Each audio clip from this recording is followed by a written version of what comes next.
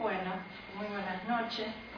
Esta noche estamos con el psicólogo Juan Carlos Burrone, quien nos va a contestar algunas preguntas que le vamos a hacer sobre la vida después de la muerte. Juan Carlos es psicólogo orientado al campo de la educación y también profesor de psicología.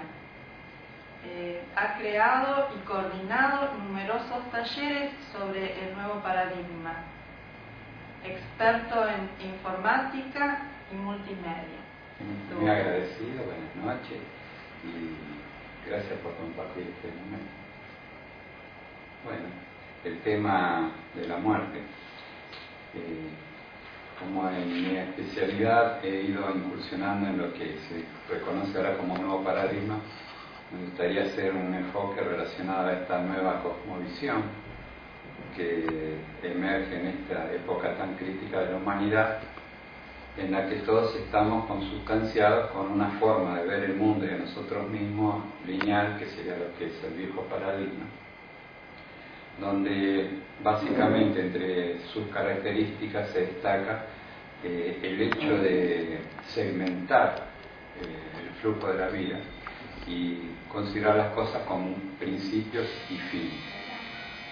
Entonces la muerte bajo esta perspectiva adquiere una característica violenta, dramática, porque se coloca como al final de la conciencia, básicamente, y sacude a la conciencia lineal de nuestra cultura, una cultura que se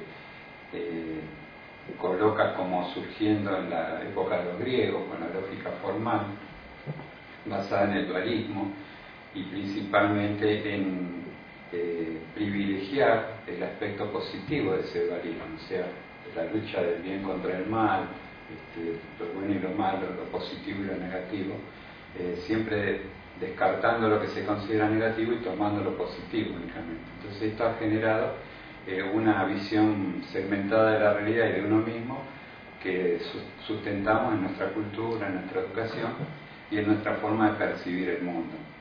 Entonces la opción, la alternativa que me gustaría incursionar, compartir, es esto del nuevo paradigma que habla de algo que ya fue conocido por la humanidad en épocas anteriores a esta cultura occidental, por llamarlo de una manera, y que era, digamos, bajo distintas perspectivas, como podemos hablar del budismo zen o el Tao chino, consideraban a la vida como una totalidad indivisible. Entonces lo bueno y lo malo, lo lindo y lo feo, lo positivo y lo negativo eran aspectos de una continuidad que no se rompía en la concepción y en la vida, en la práctica, en los hechos de las personas. Y ahora se comienza a recuperar con esto del nuevo paradigma, con el descubrimiento de la física cuántica, que empiezan a incursionar en el mundo subatómico y ven que la energía se manifiesta particularmente de dos formas. Una corpuscular, con sus leyes propias, que tiene que ver con la visión esta lineal y segmentada de nuestra cultura, y básicamente con la forma o la posibilidad de apropiación de algo, que el hecho de apropiar circunscribe un espacio externo e interno. Entonces uno se puede apropiar de algo desconectándolo de la totalidad. Esto lo hacemos ideológicamente cuando consideramos un aspecto aislado de su contexto, por ejemplo, es muy común. Y la otra posibilidad, entonces, que en la física cuántica se ve la manifestación de la energía en forma libre, ondulatoria, que introduce filosóficamente o etimológicamente para nuestra cultura esto de considerar la vida o el multiverso como una sucesión cíclica, la ley de los ciclos, como se conoce. Entonces, bajo esta perspectiva, la vida es un continuo, y la vida y la muerte deben ser consideradas bajo esta perspectiva del nuevo paradigma de aquellas culturas antiguas, como una totalidad indivisible que se realiza en forma sinérgica, porque ambas están contribuyendo continuamente para que este proceso que llamamos la vida sea posible. No podría haber vida sin la muerte. Entonces se habla actualmente de que cada segundo, cada instante, muere algo para renacer transformado nuevamente en otra dimensión, digamos.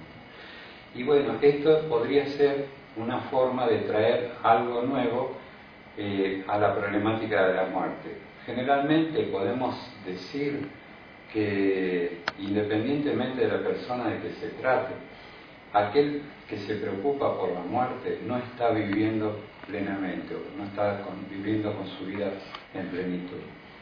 Bajo la perspectiva psicológica, mi trabajo me fue orientando a considerar una psicología o digamos un tratamiento, no en términos de salud, de enfermedad, sino ya en términos de plenitud de vida o libertad de acción y plenitud de vida, que para mí podría ser el paradigma de una vida sana bajo este concepto dinámico, ¿no?, de considerar la totalidad. Entonces, digamos, trabajar para minimizar los efectos de sufrimiento que pueda producir el hecho de la muerte, bajo esta perspectiva del nuevo paradigma, sería trabajar por la vida y considerar en qué aspectos o qué cosas nos están impidiendo vivir en plenitud y en libertad nuestra vida diaria.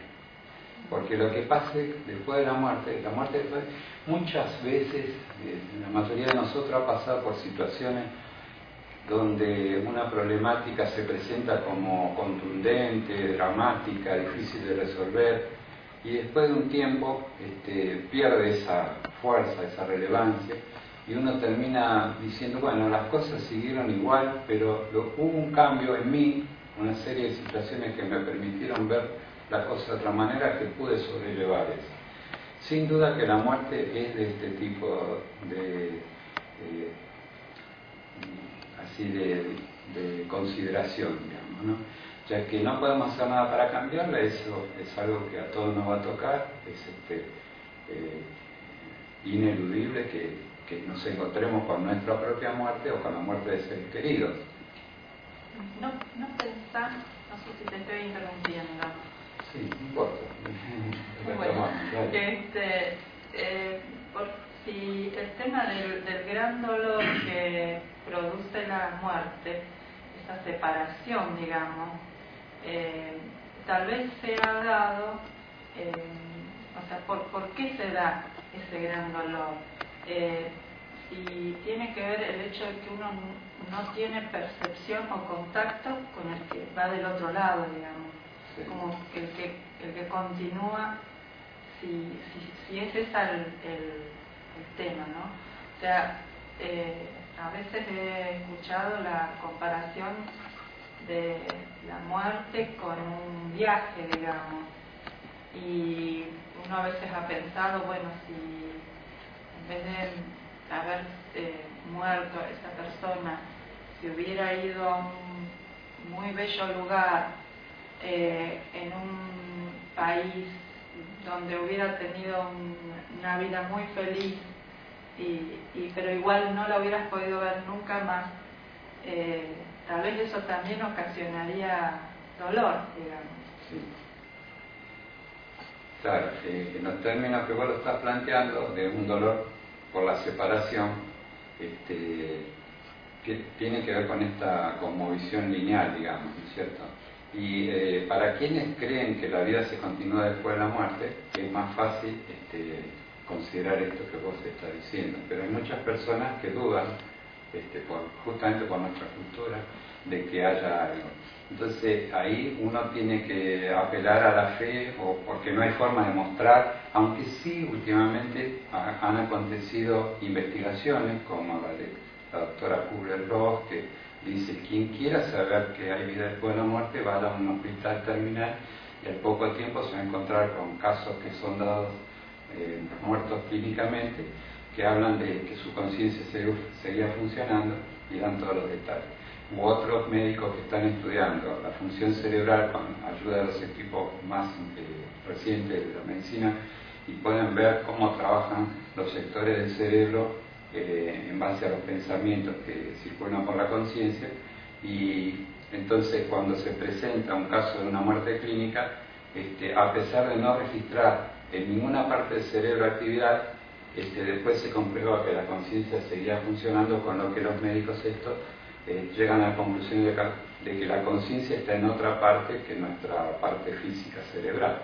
Todos estos son datos que dan una idea de que sí, efectivamente hay vida después de la muerte. Yo también creo eso, por eso me resulta en lo personal trabajar con más libertad, pero justamente en lo que hace al trabajo estrictamente así profesional psicológico, uno tiene que encontrar el modo de cooperar aún para aquellas personas que son escépticas en esto de que haya vida después de la muerte. Y por eso, entonces, esta posibilidad que quiero traer de considerar conscientemente la posibilidad, lo que sería, que también se está viendo actualmente, el pasaje del tener al ser, o sea, apoyar nuestra conciencia, liberándola de las posesiones que tenemos, que nos identificamos con las posesiones, que es típico de lo cultural, y empezar a pasar a tener una conciencia basada en el ser. ¿Por qué? Porque en el ser no hay arraigo, el ser fluye libremente. Uno no se queda ligado a las cosas, a los seres queridos, a los propios bienes o a las ideas. Entonces las cosas fluyen más libremente. Y ahí entonces no puede, si las cosas fluyen libremente, no hay sensación de pérdida, como tenemos nosotros apoyados en la posesión de bienes, ideas o personas, ¿cierto? Entonces, al no haber pérdida, no puede haber sufrimiento. El sufrimiento es siempre la interacción entre dos o más sistemas que producen un trabajo violento, digamos, así un intercambio de energía que es violento para el ser, ¿no? Que la sostiene, que la vive. Entonces, si no hay posibilidad de pérdida, también desaparece la posibilidad de sufrimiento. Ustedes habrán escuchado muchas veces comentarios, por ejemplo, de Borges, que es muy común, que él dice: si yo naciera de vuelta, viviría más pisando sobre el césped, que da todo un indicio de que la vivencia, la experiencia durante toda su vida le permitió resignificar cómo él vivía y darle valores a cosas que normalmente no se le daba. Bueno, esta resignificación de la conciencia es lo que, desde el punto de vista de lo que se llama nuevo paradigma, puede brindarnos más libertad y menos sufrimiento, ¿cierto? Y para ello la experiencia sería un poco dejar de pensar qué nos va a pasar después de morir, ¿no? Que es algo que lo vamos a vivir en ese momento y no antes, y poder entender esto que realmente sucede de esta manera, que en la vida diaria todo está muriendo continuamente para dar paso a otras cosas. Y es ese interjuego entre aparición y desaparición, entre puesta en acto en la realidad o cambio dimensional de las cosas, que la vida fluye y da esta sensación de solidez, ¿no? Para todos nosotros. Si podemos empezar a hacer ese ejercicio en la vida cotidiana, vamos a recapturar, digamos, redimensionar nuestra vida de forma que la podemos vivir plenamente y en libertad.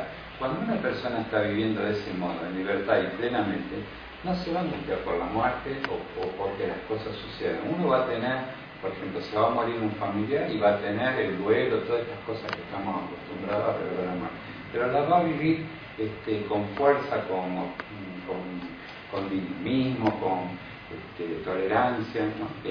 Hasta que amengua ese proceso que es inevitable. El duelo es inevitable porque hubo ligazón energética a nivel de representación psíquica, y uno, hasta que no va disolviendo, digamos, esa relación, a pesar de que mueran los seres queridos, la relación sigue internamente, así como vos decías, cuando uno viaja, se va a un lugar y se va con todos sus seres queridos en las representaciones psíquicas que lo acompañan. Entonces, esa ruptura de desprender la representación de la energía que le daba vida internamente lleva un tiempo y hay que acompañarla con dolor, con tristeza, pero uno no queda paralizado o inutilizado por eso. Claro, he escuchado también sobre el tema de que el duelo tiene varias etapas. y que por ahí es importante que el que va pasando sobre estas etapas también las conozca, para, bueno, un poco saber hacia dónde... Sí, eso que se habla, de que hay un momento de negación, un momento... Sí, no sé cuál es tu opinión al respecto. Todo eso obedece un poco a esta visión lineal. Sí, uno puede hacer esos ejercicios y acompañarlo, pero principalmente tener en cuenta esto que me parece lo más importante, de que de alguna manera estas manifestaciones alrededor de la muerte, como un hecho estático, como un hito en nuestra vida, está tapando aquello que es más importante, que es el proceso de cómo vivimos. Entonces, de nada vale que una persona haga en un proceso de la muerte de un ser querido, así, seguir estos pasos, ¿no? De reconocer y decir, bueno, ahora estoy pasando por esto, me quedo tranquilo, ya va a pasar bien en el siguiente momento. Y, digamos, mucho más provechoso, más interesante sería ir trabajando en nuestra vida cotidiana cómo vivimos, para ir desplazando nuestra conciencia del apego, ¿no? Del sentimiento de pérdida, de la angustia, de la ansiedad, todas las, digamos, las problemáticas mentales y también psíquicas que se somatizan en nuestra cultura, generalmente devienen de esta actitud de ver la vida segmentadamente. Si nosotros podemos empezar a hacer pequeños ejercicios para vivir la vida más plenamente y descondicionarnos, nuestra relación con los temas como, así que parecen cruciales como el de la muerte, van a ir disolviéndose instantáneamente. Y lo que vamos a ganar es el plus de que, aun cuando no haya situaciones donde aparezca la muerte, vamos a encontrar un plus, un beneficio en nuestra forma de vivir, que el neurótico se caracteriza porque no está viviendo una vida plena, siempre está en búsqueda de algo que cree que lo va a completar. Bueno, todo eso es una temática para trabajar, ¿no? Pero por eso un poco lo que yo quería traer era que la conciencia haga un poquito este viaje de no quedar aferrada a la cuestión de la muerte y comenzar a pensar en términos de vida, en forma íntegra, no desconsiderar la muerte, pero sí poder entender que la vida y la muerte van de la mano.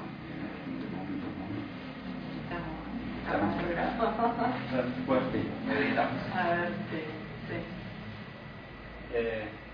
Me acordaba mientras que vos estabas hablando de una de tus conferencias.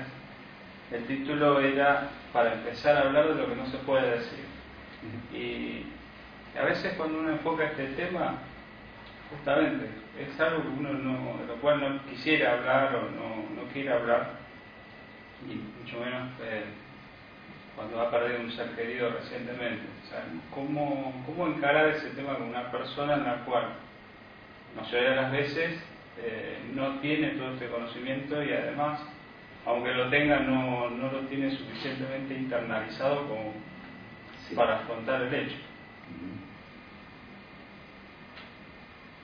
Cuando ya ocurrió el hecho, la mayoría de la gente cree que no hay más nada por hacer, pero desde el punto de vista psicológico la relación con la representación del ser querido sigue. Y para el que trabaja como nosotros en una dimensión que es más amplia que la vida física, ¿no es cierto? Yo particularmente creo que hay vida, nosotros vivimos antes de nacer y después de morir, que es otro tema, ¿no es cierto? La vida antes del nacimiento. Pero de cualquier manera siempre trato de circunscribir cualquier proceso a lo que es vivenciable por todos nosotros aquí y ahora. Porque de esa manera no hay que apelar a la fe, porque las cuestiones de la fe es algo que no se puede transmitir, la persona tiene que tener fe y no va a un psicólogo para poder mejorar su fe, sino para tener en un trabajo en conjunto, digamos, más recursos para poder redimensionar la situación que está viviendo, que siempre es una situación de relación, ¿no? Entonces, si todavía no hubo esa ruptura física, Lo interesante es trabajar las relaciones que se está teniendo con esa persona, porque siempre hay una posibilidad de mejorar esa relación desde uno mismo, aun cuando la otra parte se niegue o no quiera saber nada de mejorar esa relación. Siempre hay una mejor forma de relacionarse, y eso va a traer, cuando se haga la ruptura, más tranquilidad para la persona interesada en no sufrir, ¿no es cierto?, que es la que acude a una asistencia.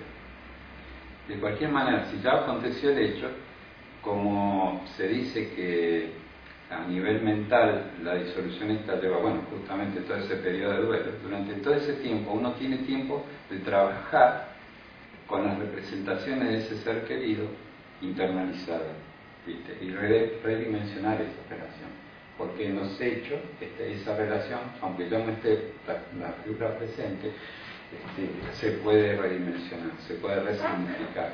Tal es así que algunas corrientes psicológicas hablan de que uno nunca está hablando con el otro en realidad, sino que lo que están dialogando son las representaciones internas que cada uno tiene del otro.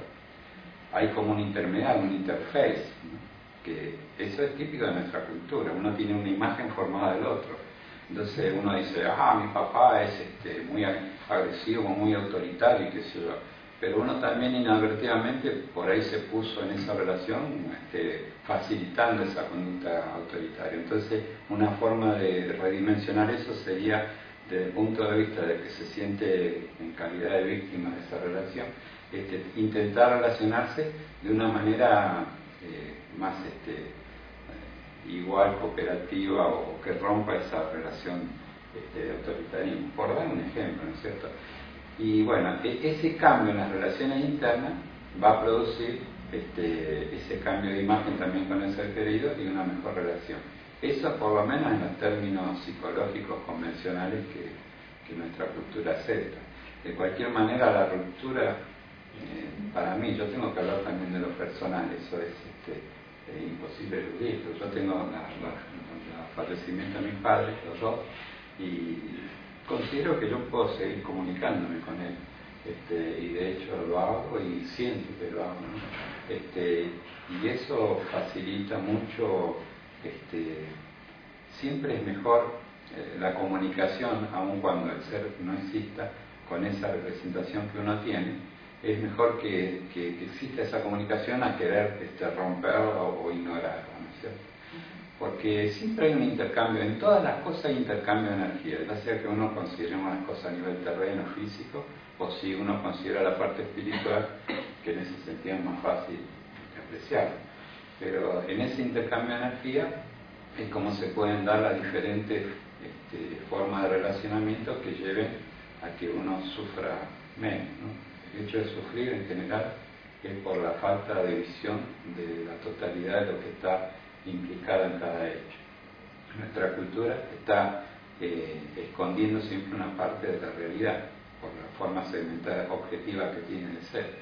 Entonces, por eso insisto que aunque para muchos pueda ser un poco nuevo o difícil de entender esto de traer las consecuencias de cualquier inconveniente que uno tenga con hechos extremos a la vida cotidiana, a la continuidad de los hechos cotidianos, porque de alguna manera va a estar trabajando sobre aquello, pero va a ganar potencialmente en que va a encontrar una forma de vida más rica, más creativa, más libre y más plena, ¿no es cierto? Bueno, había quedado pendiente una pregunta que tiene que ver con lo cultural. Vos hablabas de que las distintas culturas han adoptado esto de la muerte como un fin. Y bueno, yo me planteaba justamente entre las cosas que no se entienden de estas cuestiones, es por qué el ser humano naturalmente tiende a ver la muerte como un fin, si no es realmente algo que viene con uno, porque no sé hasta qué punto la cultura influye sobre esa forma de ver las cosas. Que no viene con uno, seguramente que es así, porque otras culturas tienen costumbre de festejar la muerte y al revés que la nuestra, ¿no? Sentirse triste en el momento del nacimiento. Y indudablemente que culturalmente hay una gran influencia en lo que es el desarrollo del, eso está comprobado en diferentes corrientes psicológicas, se acepta que el miedo a lo desconocido, el sentimiento de culpa, el asco, habla de psicoanálisis, no son naturales en el ser humano, sino que se adquieren culturalmente. Vos hablabas antes de aquella conferencia para empezar a hablar de lo que no se puede decir, nada se puede decir o algo así, que sería justamente de lo que va a acontecer en el futuro.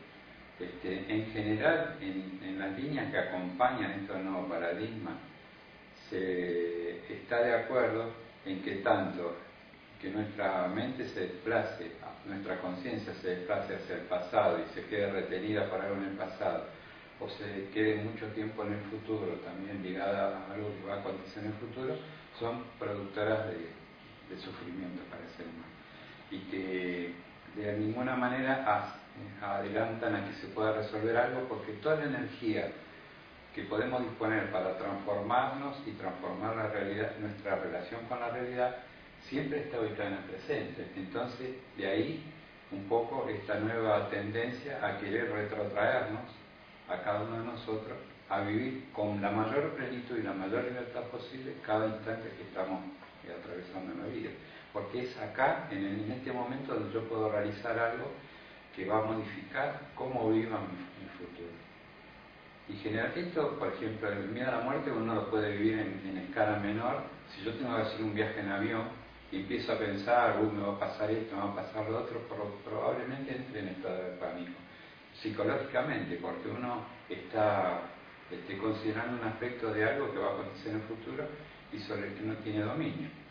En cambio, si uno se dedica o rendir un examen, por ejemplo, si uno se anticipa, voy a salir bien, cualquier hecho que uno considera así drástico en la sucesión de hechos de la vida, que uno los anticipa, puede producir eso, porque la mente tiene esa capacidad de ampliar digamos, el horizonte o el objetivo de lo que está considerando. Entonces agranda el cuco, digamos, por decirlo mal. Sí, sabes que justamente en el tema de que cuando uno es joven, que se suele decir, la experiencia es que a la edad de 14, 15 años uno cree que siempre va a ser joven, tiene esa convicción interna porque no ve hacia adelante proyectándose como un adulto. Y con el tema de la muerte también pasa lo mismo. Hay incluso un cómico, no recuerdo de qué origen es, que tiene una frase famosa que decía, yo sé que la muerte nos llega a todos, pero pensé que conmigo iba a ser una excepción. Pero uno vive de esa manera. El tema es que pasa que en algún momento sí uno empieza a pensar realmente en la muerte de los seres queridos. O sea, ese sentido de pérdida en algún momento de la vida aparece, que no lo tiene hasta cierta edad, o sea, siempre hablando de menos de 20 años. Claro. Y se puede establecer un paralelo a lo que vos estás diciendo con la vejez también. O sea, la vejez nos agarra de golpe a la mayoría. Porque durante la vida, como vos decías, el joven no está pensando en el futuro en esos términos de proceso de vida, digamos. Porque es diferente la indiferencia de un joven que no tiene un proyecto de vida, por ejemplo, que no quiere preocuparse por tener un proyecto de vida, a desinhibirse de estar pendiente de lo que va a pasar en el futuro. Lo que estamos hablando es de tener en cuenta todo el proceso de nuestra vida, pero enfatizando lo que podemos hacer de momento a momento. Que el hecho de vivir al presente no quiere decir desentenderse ni del pasado ni del futuro, sino comprender o tener la atención para poder ver de qué manera todo lo que hemos hecho en el pasado está incidiendo en estas resoluciones que tomamos en el presente y cómo cada acción, cada decisión que yo tomo en el presente modifica ese futuro, que es diferente, ¿no es cierto? Entonces, en general, yo te puedo, de mi manera de ver como profesional, todas las problemáticas psicológicas pasan por esto, de retrotraernos al momento presente, que es donde tenemos toda la energía para transformar nuestra actitud, en términos así de relacionar la aptitud, que es la capacidad que tenemos, con la actitud con C, que es la forma en que disponibilizamos esa capacidad para hacer algo, es el arte que tendría que ver con lo que en Oriente se llama dharma, o sea, pasar de tomar como referencia a lo kármico a lo dharma, ¿no es cierto? Que es la relación entre la capacidad y las posibilidades de utilizar esa capacidad. En la película esta de ¿Qué rayos somos? Hay una parte muy significativa que la protagonista es tocada por un chamán, ¿no? Diciendo que si ella abre su visión, que es la del chakra, ¿no es cierto? Va a poder ver cosas que anteriormente no puede ver. Y la visión esta se amplía significativamente, yo diría que inmensamente, infinitamente, cuando estamos libres de condicionamiento en nuestro diario vivir y cuando vivimos en plenitud.